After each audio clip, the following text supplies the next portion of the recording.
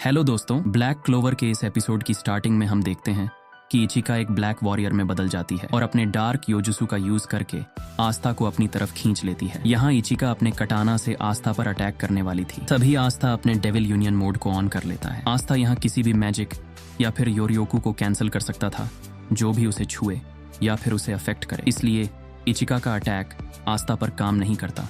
इचिका आस्था पर एक लात मारती है जिसे आस्था अपने कटाना से रोकता है, लेकिन ये लात बहुत ही ज्यादा पावरफुल थी, इसलिए आस्था झरने में जाकर गिरता है। लेकिन आस्था हार नहीं मानता। आस्था झरने से ही अपना कटाना उठाकर एक स्लैश मारता है जिससे इचिका बच जाती है। तभी आस्था को एक ओपनिंग मिल जाती है। आस्था इचिका पर अटैक करने जाता है अपने कटाना से, लेकिन इचिका इस अटैक से भी बच जाती है। तब इचिका यूज करती है डार्क योजुत्सु ब्लैक स्टार और उस पर अटैक करते हुए सोचती है मेरा डार्क योजुत्सु टाइजुत्सु और केनजुत्सु के साथ सबसे अच्छा काम करता है। ब्लैक स्टार एक ग्रेविटेशनल पुल क्रिएट करता है जिसे मैं अपने ओपोनेंट के अंदर एक ओपनिंग बनाने के लिए यूज करती हूँ, लेकिन इस बार मैंने इसे खुद पर डाला है ताकि वो मेरे टारगेट्स की डायरेक्शन को गेस ना कर सके, इसलिए तुम मुझे कभी कैच नहीं कर पाओगे। हम यहाँ देखते हैं कि इचिका अपने मूवमेंट्स का यूज करके आस्था पर अटैक करने लगती है। इचिका यहाँ सोचती है कि आस्था कभी भी उसे पकड़ नहीं सकता। तभी आस्था अपने डीमन डिस्ट्रॉयर सोर्ड का यूज करता है और इचिका के सारे ब्लैक स्टार्स को डिस्ट्रॉय कर देता है। यहाँ इचिका और आस्था इन दोनों का मैजिक योजुत्सु में एक बराबर है। इन दोनों के बीच असली मुकाबला ये है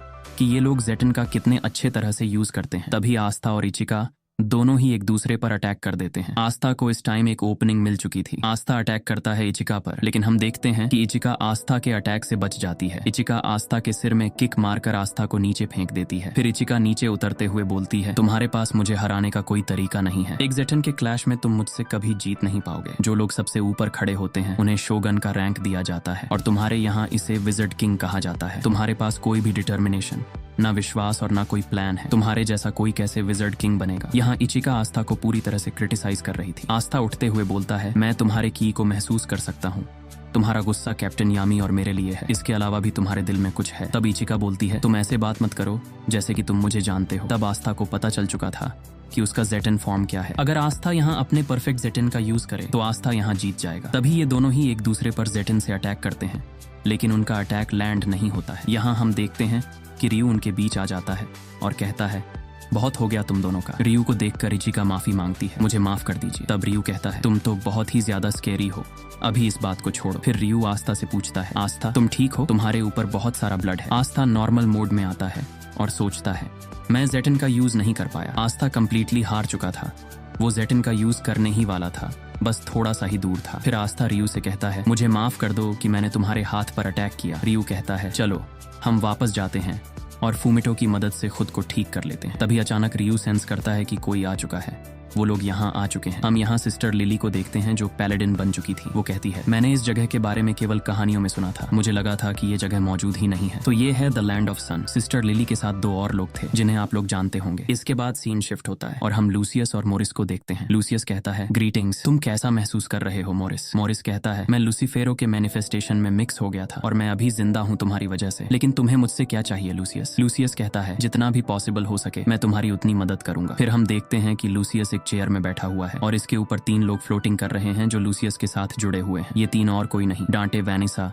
और जेनॉन है। तभी लूसियस मोरिस को छूता है और मोरिस की बॉडी रिजेनरेट हो जाती है और अब वो देख भी पा रहा है। मोरिस हंसते हुए कहता है ये मैग्निफिसेंट से भी बहुत ज्यादा बियॉन्ड है, ये बहुत ही ज्यादा लेवल अप है। तुमने ह्यूमन बॉडीज को क्रिएट कर दिया है, तुम्हारा मैजिक पावर अभी एक गॉड की तरह है। अब मैं एक और एक्सपेरिमेंट्स कंडक्ट कर सकता हूँ। तभी हम देखते हैं कि लूसियस मोरिस के सिर को छूता है और उसके थॉट्स को भी चेंज कर देता है। लूसियस कहता है तुम्हारा साइंस मैजिक और तुम्हारा मॉडिफिकेशन मैजिक, इन्हें वर्ल्ड के ट्रू पीस के लिए यूज करो। और यहाँ मोरिस भी वैसा ही करता है। लूसियस ने मोरिस का माइंड कंट्रोल भी कर लिया है। तभी हम देखते हैं कि लूसियस सिस्टर लिली को बुलाता है। लूसियस कहता है इस जगह से बहुत दूर एक लैंड है जो हमारे फ्यूचर को नुकसान पहुंचा सकता है। उस नेशन का नाम है द लैंड ऑफ द सन। हमारा फ्यूचर अभी खतरे में है और ये इस वर्ल्ड के पीस के लिए एक बहुत बड़ा थ्रेट है। क्या तुम इसे मेरे लिए एलिमिनेट कर दोगी? लूसियस पूछता है। सिस्टर लिली मान जाती है और वो लैंड ऑफ द सन की तरफ चल पड़ती है। उसके साथ दो और लोग होते हैं। तभी हम प्रेजेंट में देखते हैं जहाँ सिस्टर लिली और उसके साथ ही लैंड ऑफ द सन में पहुंचते हैं। सिस्टर लिली कहती है लूसियस सामा अब कोई भी मूव नहीं कर सकता है, चलो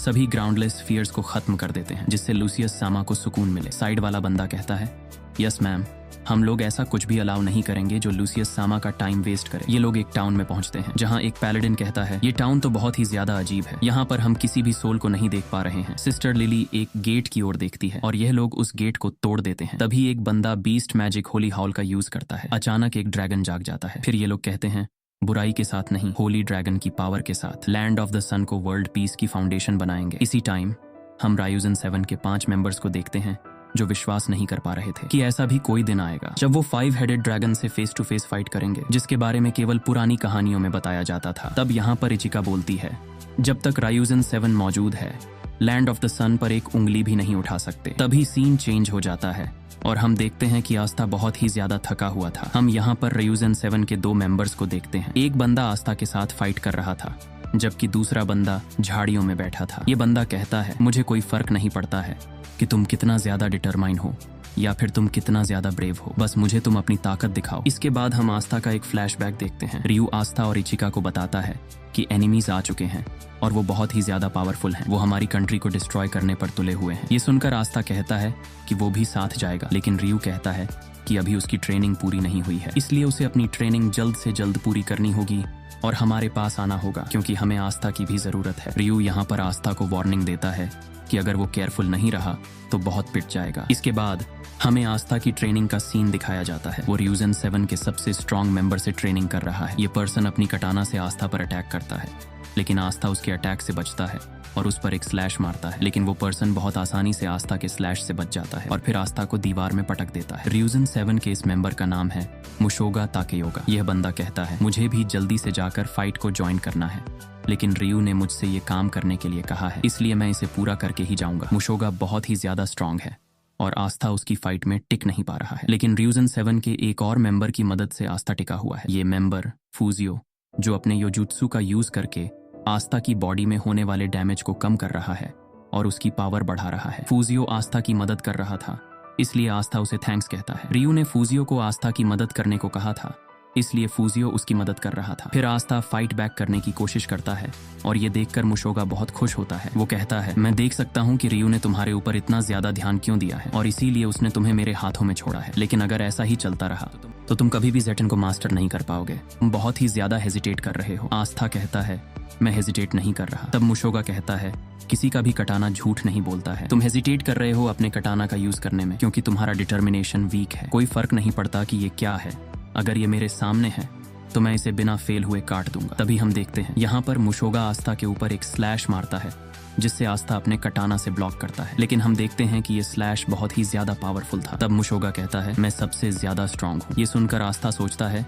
ये बंदा ठीक बोल रहा है, मैं हेजिटेट कर रहा हूँ। मैं सिस्टर लिली को प्रोटेक्ट नहीं कर पाया, लूसियस ने मुझे हरा दिया, मैं वीक हूँ। मैंने सोचा था कि मैं इससे ज्यादा स्ट्रांग नहीं बन सकता। मैं इचिका के अगेंस्ट जीत नहीं पाया, यहाँ तक कि अब भी मैं कांप रहा हूँ। जैसा मैं अभी हूँ मैं कभी भी विजर्ड किंग नहीं बन पाऊंगा। अब मुशोगा कहता है तुम मुझसे फाइट कर रहे हो, मैं यहाँ सबसे स्ट्रांग हूँ और तुम सोचते हो कि तुम मुझसे मजाक कर सकते हो, लेकिन आस्था अपने थॉट्स में डूबा रहता है। वो सोचता है अगर मेरी जगह यूनो वहां होता तो वो सिस्टर लिली को प्रोटेक्ट कर लेता, अगर यूनो वहां होता हम वहां हारते नहीं। वो ग्रैंड मैजिक नाइट बन चुका है, वो पहले ही बहुत स्ट्रांग है लेकिन अब और ज्यादा स्ट्रांग बन गया है। तब मुशोगा कहता है मैं यहाँ सबसे स्ट्रांग हूँ तो मैं तुम्हारे अंदर की सारी पावर बाहर निकाल दूंगा, तुम्हारे अंदर जो कुछ भी है उसे बाहर निकाल दो। यहाँ पर हम देखते हैं कि आस्था के थॉट्स का सिलसिला खत्म होता है और सीन चेंज हो जाता है। हम देखते हैं कि 5 head dragon land of the sun पर अटैक करने वाला था। इस टाइम रायूजन 7 के एक मेंबर केजुकाकू कहता है यहाँ क्या हो रहा है, मैं इतने बड़े मॉन्स्टर के सामने क्या करूं। तभी सिस्टर लिली बोलती है बेचारा